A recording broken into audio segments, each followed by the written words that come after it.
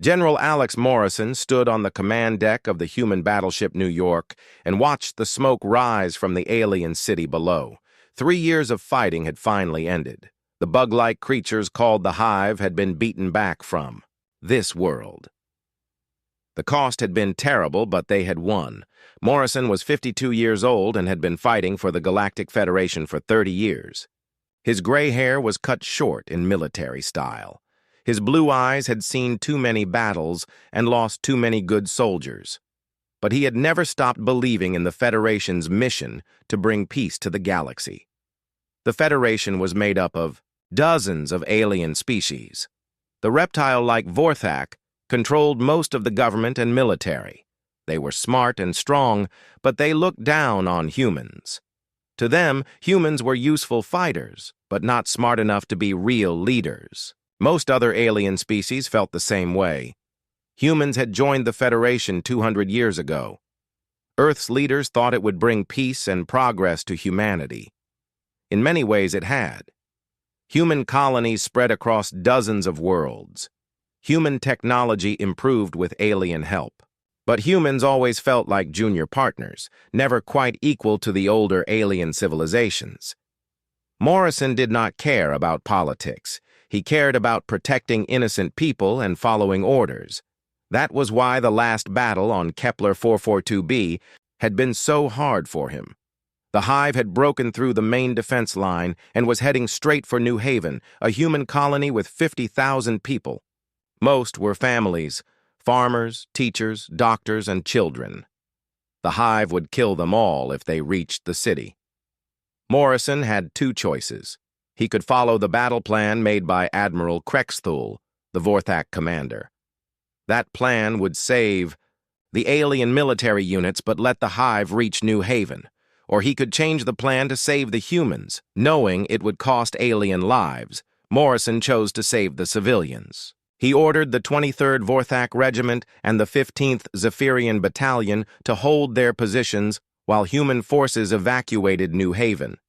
The aliens fought bravely, but most of them died buying time for the humans to escape. The plan worked. New Haven was saved. The Hive attack was stopped. But Admiral Krexthul was furious that Morrison had sacrificed alien soldiers to save human civilians. "You had no right to change my orders," Krexthul had said, his yellow eyes blazing with anger. "Those were elite troops. They were worth more than a colony of human farmers." Morrison had stayed calm. "Every life has value, Admiral. Human or alien. I saved 50,000 innocent people. You saved 50,000 humans at the cost of 2,000 of my best soldiers," Krexthul replied. "This will be reported to the High Council." Now, 3 days later, Morrison was preparing to leave Kepler 442b. The human forces were tired, but victorious. They had pushed the Hive back to their home system. The threat to this sector was over, at least for now. Lieutenant Tony Martinez, Morrison's aide, walked up with a communication pad. Tony was young, maybe 25, with dark hair and serious brown eyes.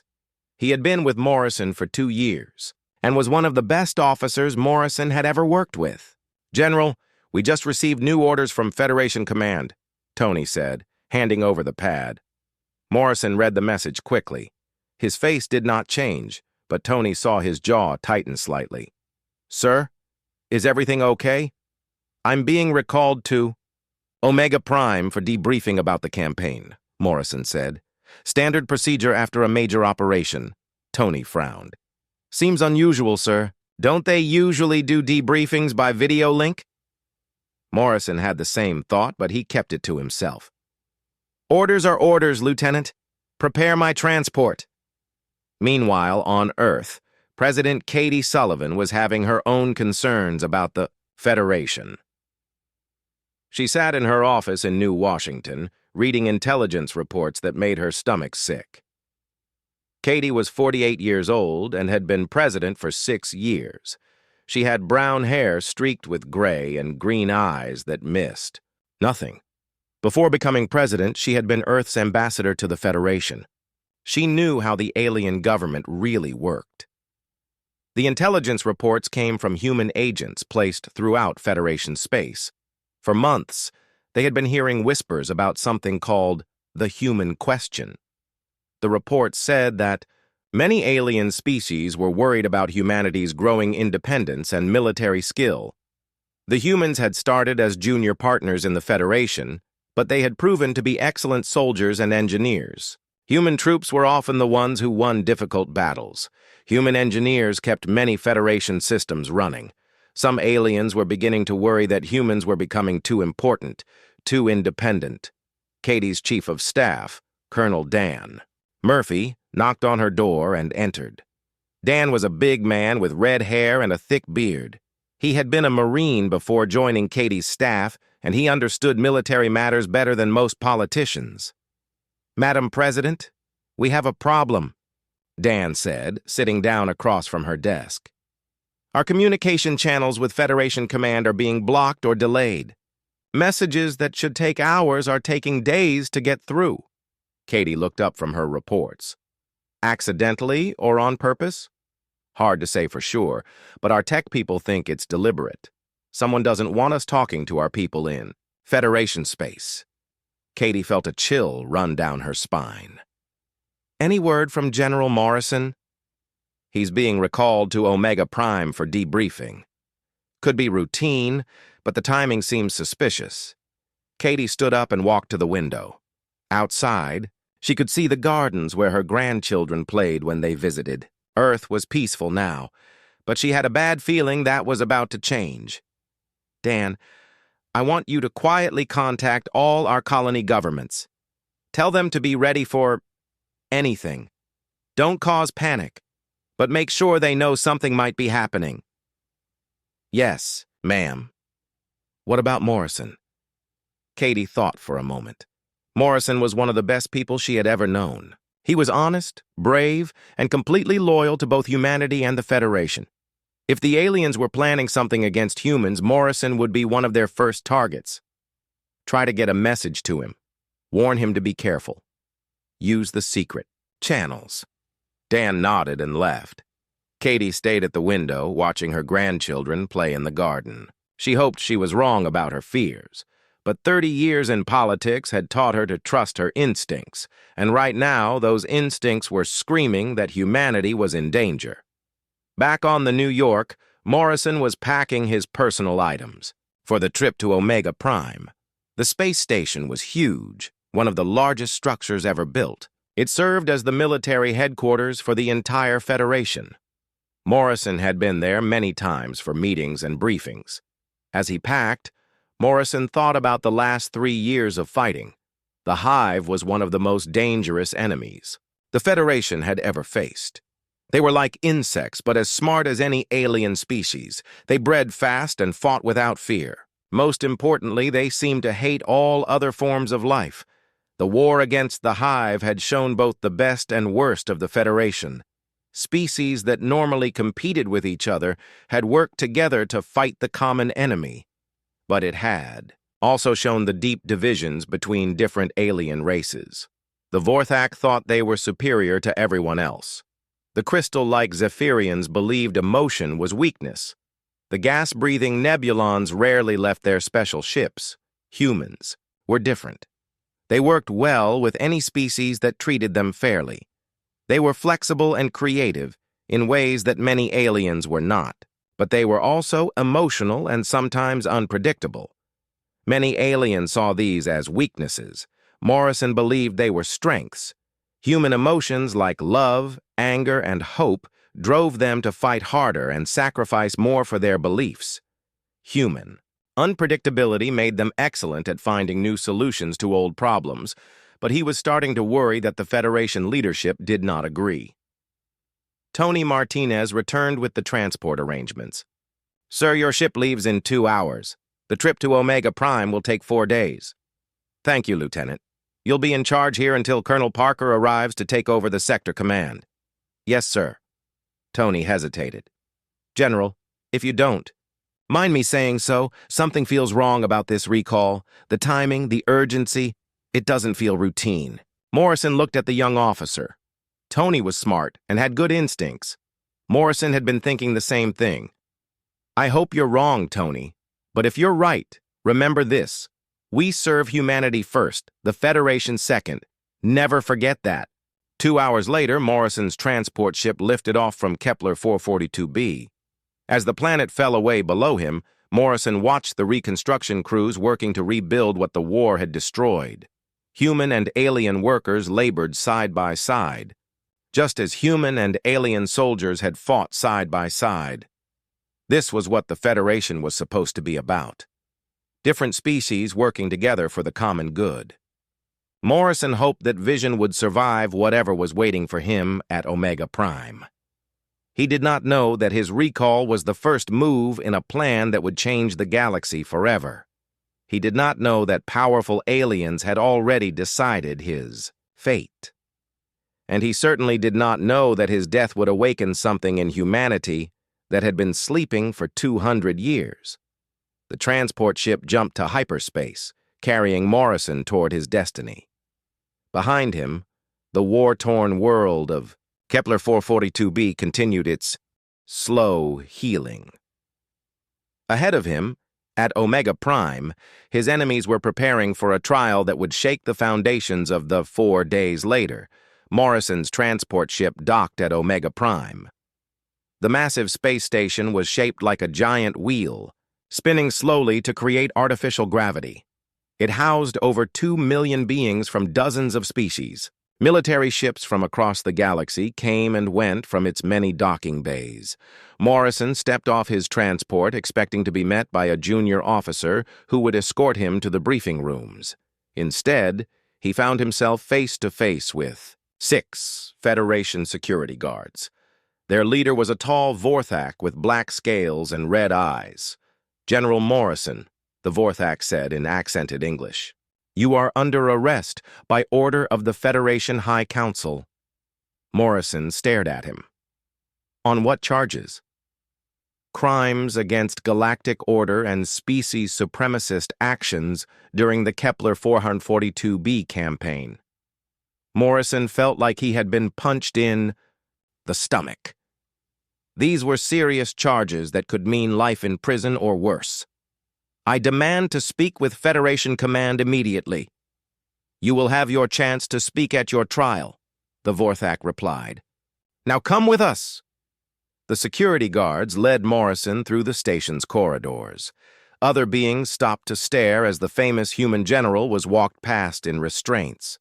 Morrison kept his head high and his face calm, but inside he was trying to understand what was happening. The charges made no sense. Species supremacist actions meant putting the interests of your own species above the Federation. Morrison had always followed Federation orders and worked with aliens his entire career. Yes, he had saved human civilians on Kepler 442b, but any decent commander would have done the same thing. They took him to a holding cell in the station's security section. The cell was small but clean, with a bed, desk, and basic toilet facilities. Morrison had been in worse places during his military career. A few hours later, a human officer came to see him. Morrison recognized Captain Jake Bennett immediately. Jake was a military lawyer, one of the best in the Federation. He was also one of Morrison's oldest friends. Jake was 45 years old with blonde hair and blue eyes. He had known Morrison since they were both young lieutenants, 20 years ago. He looked angry and worried as he sat down across from Morrison. Alex, what the hell is going on here? Jake said. I got the call 3 hours ago that you were being charged with war crimes. This is insane. I wish I knew, Jake. They arrested me the moment I got off the transport. Have you seen the formal charges yet? Jake pulled out a tablet and handed it to Morrison. Read this and tell me if you can believe it. Morrison read through the charges carefully. According to the prosecution, he had deliberately sacrificed alien troops on Kepler 442b because he believed human lives were more valuable than alien lives. They claimed he had made statements showing anti-alien bias and had a pattern of favoring human interests over Federation interests. This is all lies, Morrison said. I saved 50,000 innocent people. The species of those people had nothing to do with my decision. I know that, and you know that, Jake replied. But look at who's running this trial. Morrison looked at the list of judges. 3 Vorthak generals, 2 Zephyrian counselors, and 1 human representative. The human was Commander Lisa Park, a woman Morrison knew slightly. She was competent, but not particularly strong-willed. They stacked the deck, Morrison said. Worse than that. Look at the timeline. This trial was scheduled before you even arrived. At Omega Prime, they had already decided to arrest you before your transport ship left Kepler 442b. Morrison felt cold anger building in his chest. This was not justice. This was a setup designed to destroy him and send a message to all humanity. Jake, I need you to contact President Sullivan on Earth. She needs to know what's happening here. I already tried. All communications to Earth are being delayed or blocked. I can't get a message through. Morrison closed his eyes and thought. If they were blocking communications to Earth, this was bigger than just his trial. This was part of a larger plan against humanity. The trial began the next day in one of Omega Prime's large courtrooms. The room was filled with beings from across the galaxy. News reporters, military officers, and government officials had come to watch the proceedings. Morrison sat at the defendant's table wearing his dress uniform. Jake sat beside him, looking through legal documents. Across the room, the prosecution team was led by Vorthak Prosecutor General Thexvar, a reptile known for his ruthless tactics. The chief judge was Vorthak General Krondus, an old soldier, with dark green scales and yellow eyes. Morrison had worked with him before and thought he was fair, but now he wondered if he had been wrong. Judge Krondus called the trial to order. The defendant is charged with crimes against galactic order and species supremacist actions. How does the defendant plead? Morrison stood up. Not guilty on all charges, Your Honor. Prosecutor Thexvar began his opening statement. He painted Morrison as a human supremacist who had always put human interests first. He claimed Morrison had deliberately sacrificed alien troops because he thought human lives were more valuable. The evidence will show, Thexvar said, that General Morrison has a long pattern of favoritism toward human forces. On Kepler 442b, he finally showed his true nature by ordering alien soldiers to their deaths while saving human civilians. Jake stood up for the defense. He looked calm and confident as he addressed the court. Your Honors, the evidence will show that General Morrison is one of the most decorated and loyal officers in Federation history. He has served with distinction for 30 years, working alongside beings from dozens of species. His decision on Kepler 442b was based on military necessity and basic morality, not species bias. The prosecution presented their case over the next 2 days. They brought in communication records that had been edited to make Morrison sound anti-alien. They called witnesses who claimed Morrison had made supremacist statements, but Jake proved most of these witnesses were lying. The prosecution's strongest evidence was Morrison's decision to change Admiral Krexthul's battle plan. They argued that Morrison had no right to sacrifice alien troops to save human civilians. When it was time for the defense, Jake methodically destroyed the prosecution's case. He showed the complete, unedited communication records that proved Morrison had never made anti-alien statements. He brought in alien officers who testified that Morrison had saved their lives and treated them fairly.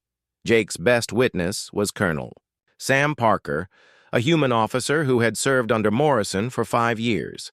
Sam was a tough soldier with brown hair and green eyes. He had been badly wounded on Kepler 442b, but insisted on testifying.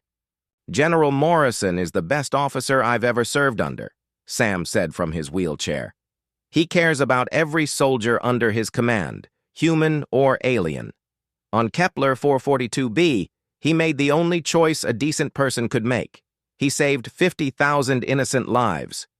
Jake also presented evidence about the tactical situation on Kepler 442b. Morrison's decision had not only saved the civilian colony, but had prevented the hive from breaking through to 3 other sectors. His actions had actually saved millions of alien lives in the long run. But Morrison could see that the judges had already made up their minds. The Vorthak judges looked bored during the defense testimony. The Zephyrian counselors showed no emotion at all.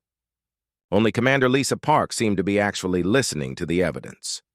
On the final day of the trial, Morrison was allowed to speak for himself. He stood up and looked directly at the judges. "Your Honors, I have served the Federation faithfully for 30 years. I have fought beside alien soldiers and counted many aliens among my friends. The decision I made on Kepler 442b was not about species. It was about protecting innocent people from a horrible death." Morrison paused and looked around the courtroom. "If saving 50,000 civilians makes me a criminal, then I am proud to be guilty. But I know the difference between right and wrong, and what you are doing here is wrong." The judges retired to consider their verdict. They were gone for less than an hour, which told Morrison everything he needed to know. When they returned, Judge Krondas read the verdict. On the charge of crimes against galactic order, we find the defendant guilty. On the charge of species supremacist actions, we find the defendant guilty. Morrison felt Jake tense beside him, but Morrison himself felt strangely calm. He had expected this outcome. Judge Krondas continued. "The sentence of this court is death by disintegration, to be carried out immediately and broadcast to all human worlds as a warning against future acts of species supremacy." The courtroom erupted in noise. Several human observers shouted in anger.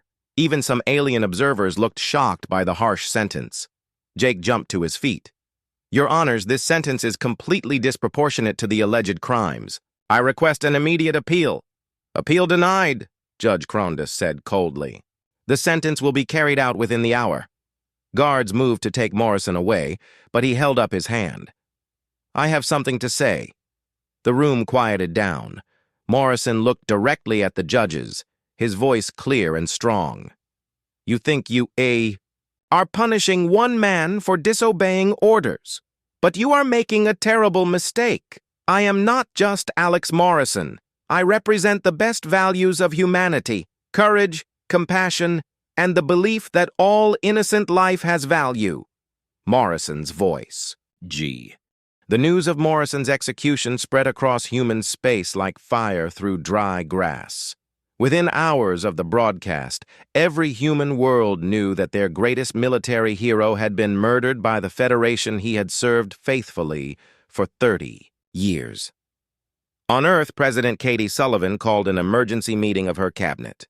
The room was filled with the most powerful humans in the government. Everyone looked angry and shocked. Some were crying. All of them wanted answers. "How did this happen?" asked Secretary of Defense Linda Hayes, her voice shaking with rage. "Alex, Morrison was the most loyal Federation officer alive. How could they execute him for saving civilians?"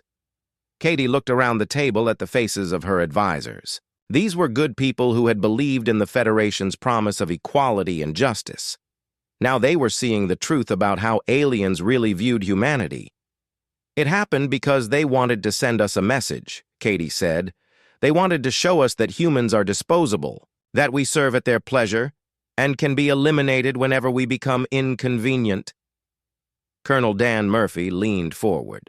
"Madam President, we're getting reports from all our colonies.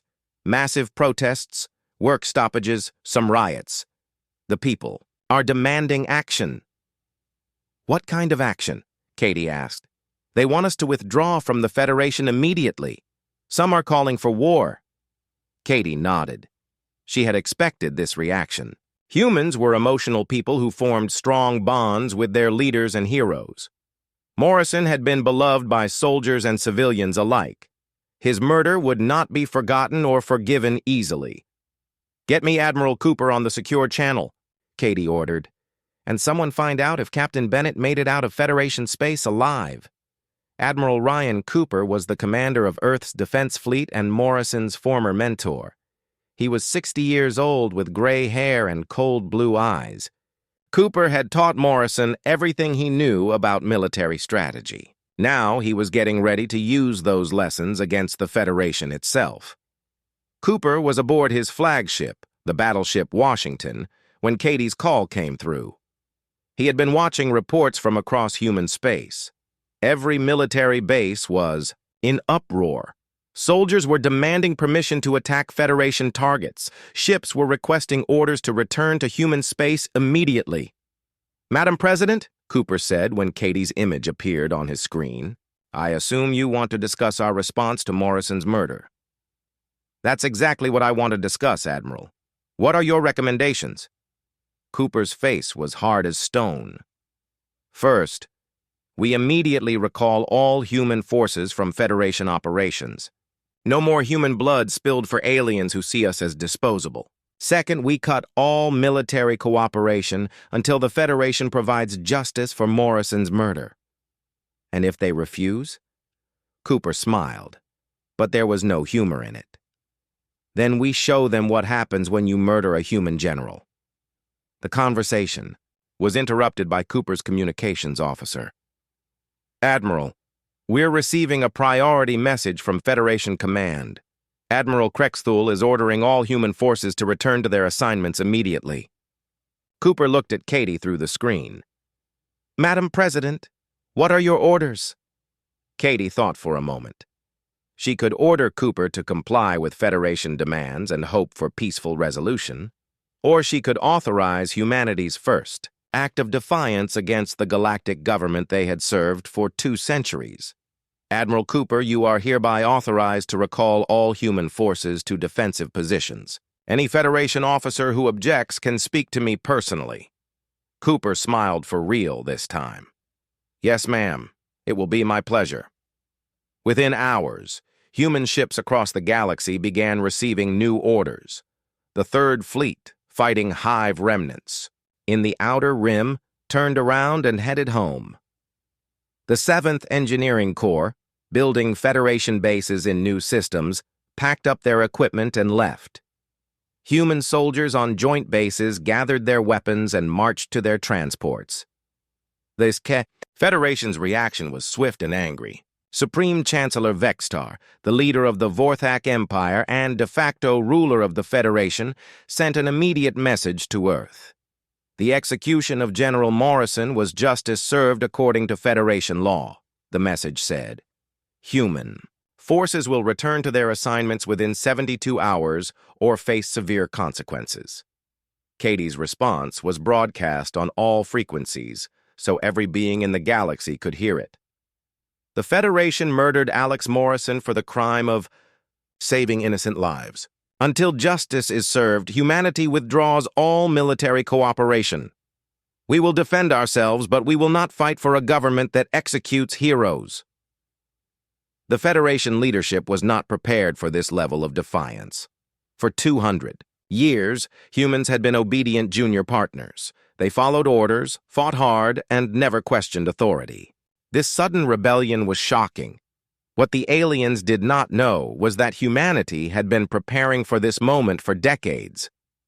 Dr. Helen Brooks was the head of Human Military Research, a secret organization that officially did not exist. She was 55 years old with short black hair and intelligent brown eyes.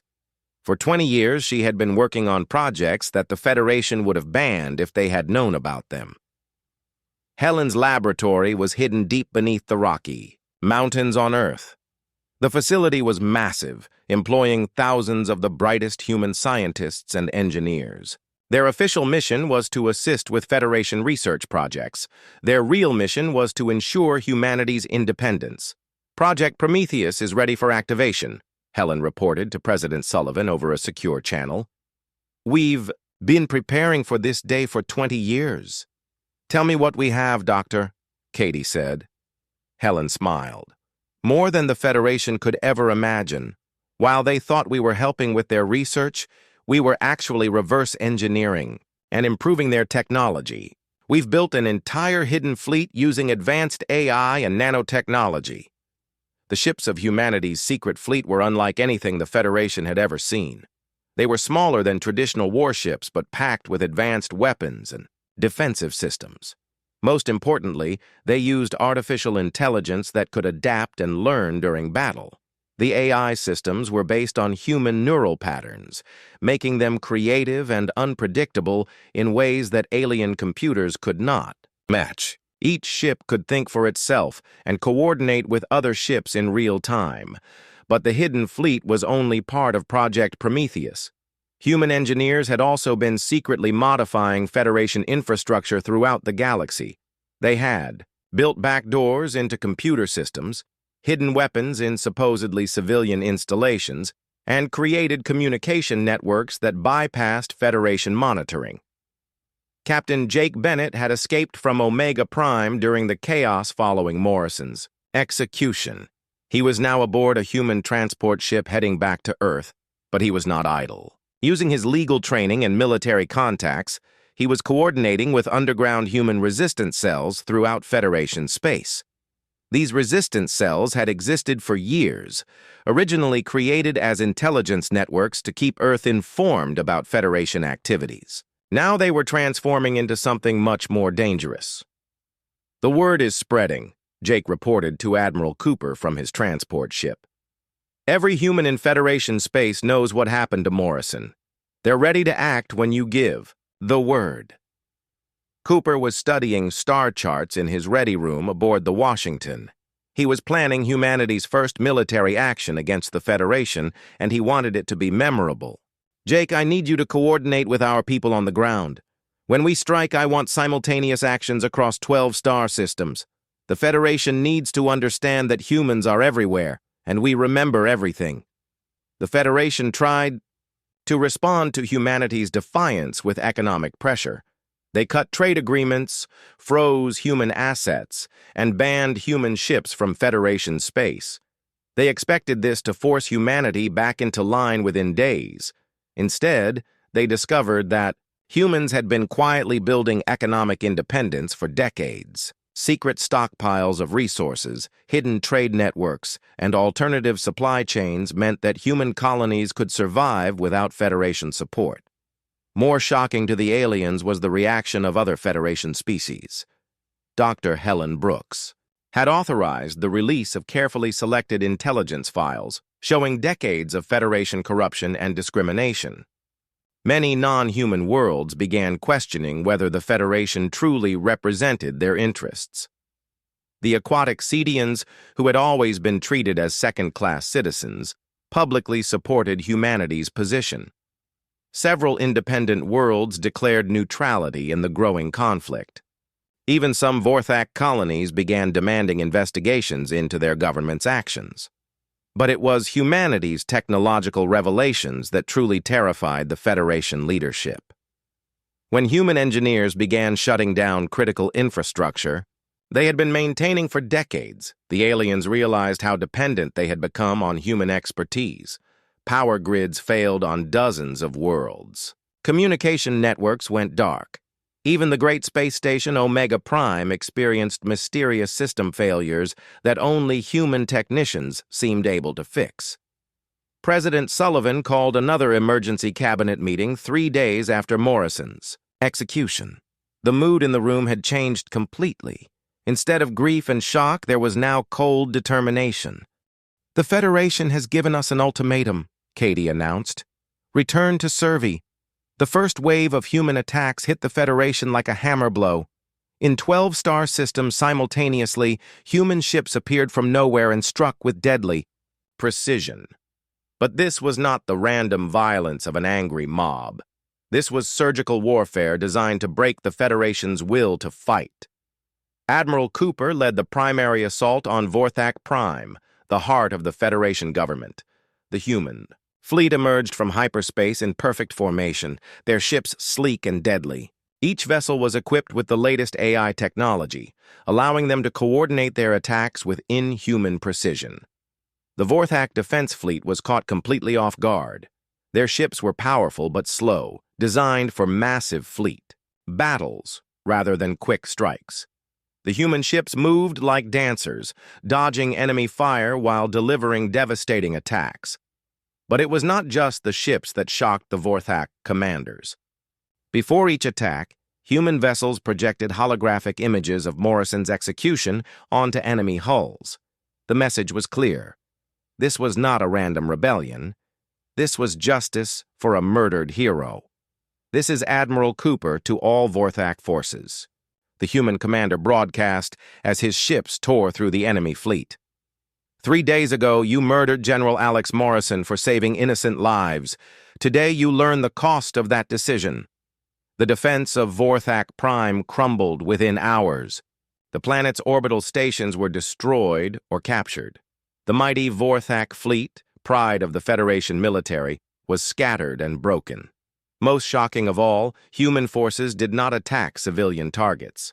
They focused entirely on military installations and government facilities.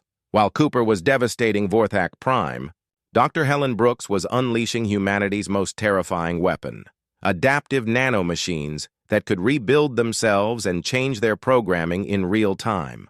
These smart machines were released at strategic points throughout Federation space.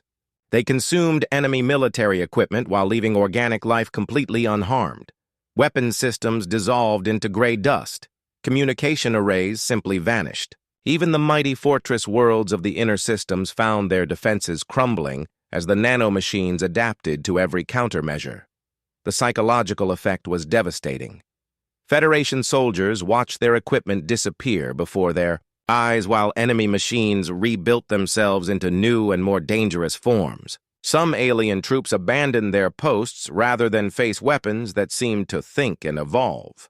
On the ground, human special forces led by Colonel Sam Parker were conducting precision strikes against Federation leadership. These were not random attacks, but carefully planned operations targeting specific individuals who had voted for or supported Morrison's execution. Sam Parker was still recovering from his wounds on Kepler 442b, but he insisted on leading the ground operations personally. He moved through Federation space in a modified stealth ship, striking at targets with surgical precision. "We're not terrorists," Sam told his team as they prepared for a mission on the Zephyrian capital world. "We're soldiers delivering justice. Every person we target had blood on their hands when they killed Morrison." The Zephyrians were crystalline beings who prided themselves on logic and emotional control. They had supported Morrison's execution because they believed humans were too emotional to be trusted with important decisions. Now they were learning what human emotion could accomplish when properly focused. Sam's team captured High Counselor Zeftar, one of the judges who had condemned Morrison. Instead of killing him immediately, they subjected him to the same type of show trial that had condemned Morrison. But this time, the evidence was real and overwhelming. The trial was broadcast across Federation space, showing decades of corruption and species-based discrimination. Zeftar's conviction was based on actual crimes against Federation law, making the contrast with Morrison's false charges painfully obvious. Captain Jake Bennett was coordinating psychological warfare operations from a hidden base in the asteroid belt. Using his legal training and deep knowledge of Federation law, he was exposing the corruption that had led to Morrison's death. The Federation's own laws protect the rights of all species, Jake broadcast to billions of beings across the galaxy. But those laws were ignored when they executed Alex Morrison. If they can murder a loyal general on false charges, they can do the same to any of you. The broadcasts included evidence that human intelligence agents had been gathering for decades. Secret communications showing alien leaders discussing the human problem. Financial records proving that justice could be bought in Federation courts. Video evidence of discrimination against non-Vorthak species. Many alien worlds began questioning their loyalty to the Federation. The aquatic Cetians formally declared independence and asked for human protection. Several Outer Rim colonies announced they were neutral in the conflict. Even some Vorthak worlds began demanding investigations into their government's actions. But it was the capture of Supreme Chancellor Vextar himself that showed the galaxy how far humanity was willing to go for justice. The operation was planned by Admiral Cooper himself.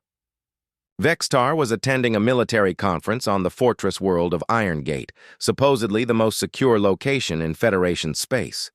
The planet was protected by massive defense stations and patrolled by the elite Vorthak Guard. Cooper's fleet approached Irongate openly, making no attempt at stealth. The Vorthak commanders were confident their defenses could handle any human attack. They had not counted on humanity's new weapons and tactics.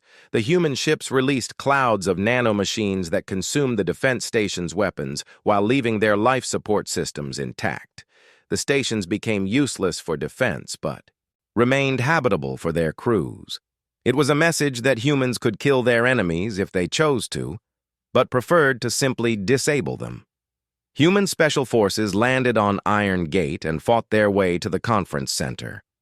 They faced the elite Vorthak Guard, the best soldiers in the Federation military. But human troops had been training for this war for decades, while the Vorthak had grown soft from years of easy victories. The battle for Iron Gate was broadcast, live across the galaxy. Billions of beings watched as human soldiers, led by Colonel Sam Parker himself, captured the Supreme Chancellor of the Federation. It was a moment that shattered the myth of Vorthak invincibility forever. Vextar was taken to a neutral world where he faced the same type of tribunal that had condemned Morrison. But this time, the judges included representatives from species that had been oppressed by the Federation for centuries. The evidence against Vextar was overwhelming and real. "You stand accused of ordering the execution of General Alex Morrison on false charges," the chief judge announced. "You stand accused of systematic discrimination against non-Vorthak species. You stand accused of corruption and abuse of power." The trial lasted 3 days and was watched by more beings than any event in galactic history. The evidence showed decades of Federation crimes that had been hidden from the general population. Vextar's conviction was unanimous and based on clear violations of the Federation's own laws. But humanity's greatest psychological victory came when they revealed the true extent of their hidden capabilities. Dr. Helen Brooks authorized the activation of every secret human installation throughout Federation space. Suddenly, bases that aliens thought were abandoned revealed themselves to be fully operational. Ships that had been considered obsolete transformed into advanced warships. Even civilian installations unveiled hidden weapons and defensive systems. The revelation was staggering. For decades, humans had been building a parallel military infrastructure throughout Federation space. They had done it slowly and carefully, using their positions as engineers and technicians to hide weapons and supplies in plain sight.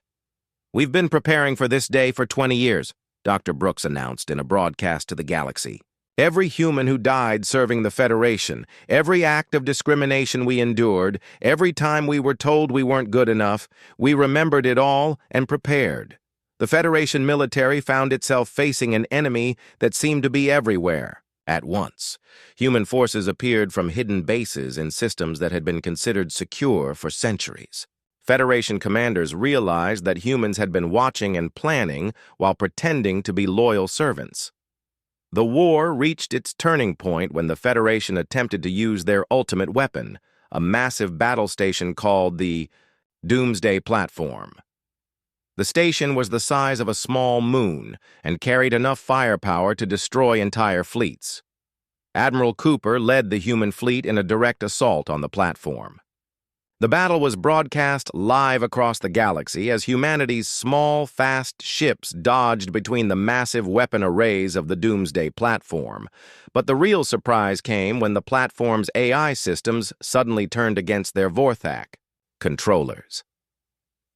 Dr. Brooks had hidden human-designed code in the platform's computers decades earlier, waiting for the right moment to activate it. The Doomsday Platform tore itself apart from within, while its Vorthak crew watched in horror. The destruction of their ultimate weapon broke the Federation's will to continue fighting. One by one, Federation member worlds began surrendering or declaring neutrality. The Vorthak Empire found itself alone in Sur. 3 months after the Federation's surrender, President Katie Sullivan stood in the Great Assembly Hall of New Geneva Station, a massive space station that had been built in neutral space to house the new galactic government. Representatives from hundreds of worlds filled the chamber, waiting to hear humanity's plans for the future. The war had ended with humanity's complete victory, but the aftermath had been more challenging than the fighting itself. Some human leaders wanted to establish a human empire, ruling over the species that had oppressed them for centuries. Others demanded harsh revenge against anyone who had supported Morrison's execution. Katie had spent weeks arguing with her own people about the right path forward. The debate had been intense and sometimes bitter. Admiral Cooper supported a moderate approach focused on justice rather than revenge.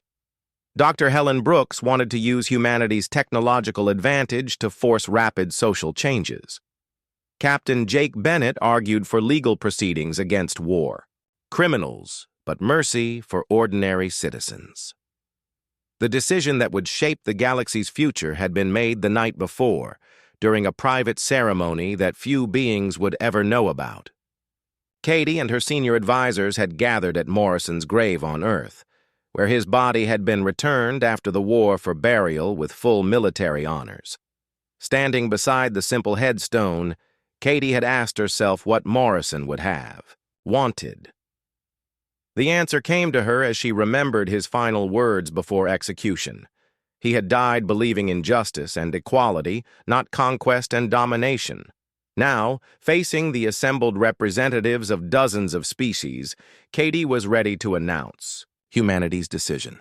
3 months ago, the Galactic Federation executed General Alex Morrison for the crime of saving innocent lives, Katie began, her voice carrying clearly through the vast chamber. That act of injustice led to a war that none of us wanted, but all of us were forced to fight. She paused and looked around the chamber at the faces of beings from across the galaxy. Many looked fearful, expecting harsh punishment for their species' role in the Federation. Others looked hopeful, wondering if humanity would prove different from their previous rulers. Humanity won that war completely, Katie continued. We could establish an empire if we chose. We could demand tribute from conquered worlds. We could rule through fear as the Federation did. But that is not who we are, and it is not what our fallen heroes died to achieve. Katie activated a holographic display showing the design for a new government structure. Instead of the Federation's rigid hierarchy dominated by a single species, the new system showed true equality between all member worlds. Today, I announce the formation of the Galactic Republic, Katie said. A government based on the principles that Alex Morrison died defending: justice, equality, and the belief that all intelligent life has value. The chamber erupted in noise as representatives began talking excitedly among themselves. Many seemed surprised that humanity was offering partnership rather than demanding submission. Admiral Cooper stood up from his seat in the human delegation. He was still wearing his military uniform, but now it bore the insignia of the new republic rather than the old Federation. The Galactic Republic will be governed by elected representatives from all member worlds, Cooper announced. No single species will dominate the government. No being will face discrimination because of their biology or their beliefs. And most importantly, no one will ever again be executed for the crime of doing what is right. Dr. Helen Brooks was the next to speak. She had spent the months since the war's end working on humanity's most ambitious project yet, sharing their advanced technology freely with all species. Humanity will contribute all of our technological advances to the Republic, Helen announced. Medical techniques that can extend lifespans for most species.